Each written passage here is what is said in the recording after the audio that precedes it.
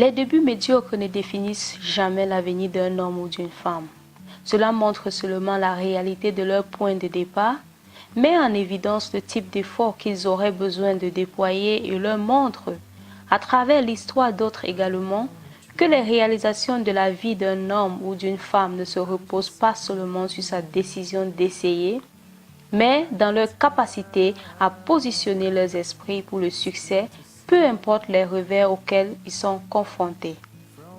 C'est la success story de Fomba Traoré, un Libérien qui a perdu ses parents, échangé dans une brouette, a fui son pays à cause d'une guerre, est revenu des années plus tard, a démarré une petite entreprise avec seulement $200 et a fini par construire $1 million d'entreprise en cours. Fomba Traoré est né en 1971 de parents pauvres au Libéria. Dans le but d'obtenir une éducation formelle, sa mère Kumba Bintou a travaillé jour et nuit pour vendre des poivrons et des aubergines afin de nourrir ses enfants et d'essayer le peu qu'elle pouvait pour leurs études.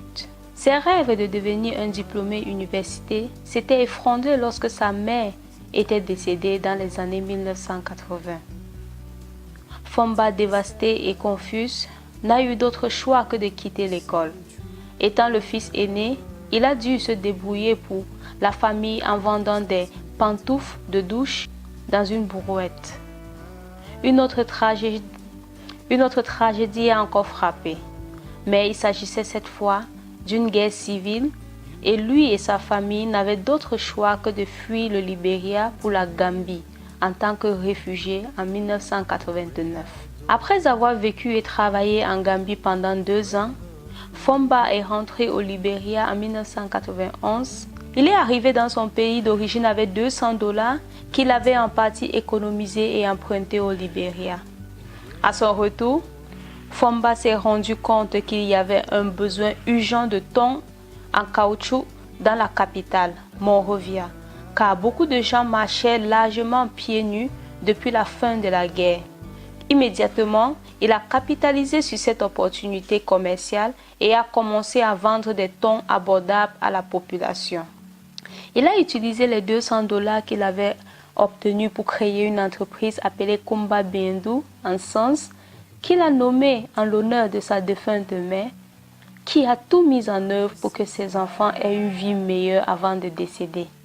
En 1 an, son entreprise a connu une croissance exceptionnelle, passant de $200 à $3000, une somme considérable à l'époque.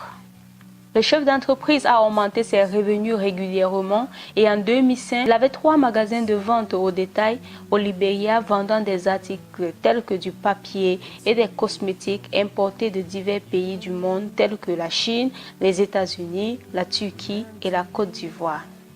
Kumba Bintou en Sons possède aujourd'hui une usine appelée National Toiletry Incorporated, qui est la première usine de fabrication de papier et d'articles de toilette au Libéria. Son usine fournit des produits à plus de 1500 entreprises au Libéria, exporte vers des pays voisins comme la Guinée et la Sierra Leone. Son entreprise génère des recettes dépassant les $600,000 par an. Alors, chers abonnés, pour tout résumer, dans un pays d'environ 4 millions d'habitants, le succès de Fomba Traoré est remarquable. Ses réalisations, malgré sa piètre éducation et les difficultés qu'il a vécues tout le long de sa vie, sont un signe que quiconque traverse une forme de déception ou de défi de la vie peut réussir s'il est intelligent, travailleur et prêt à profiter des avantages et des opportunités qui se présentent à lui. Merci d'avoir suivi cette success story sur Gina Zao Business TV.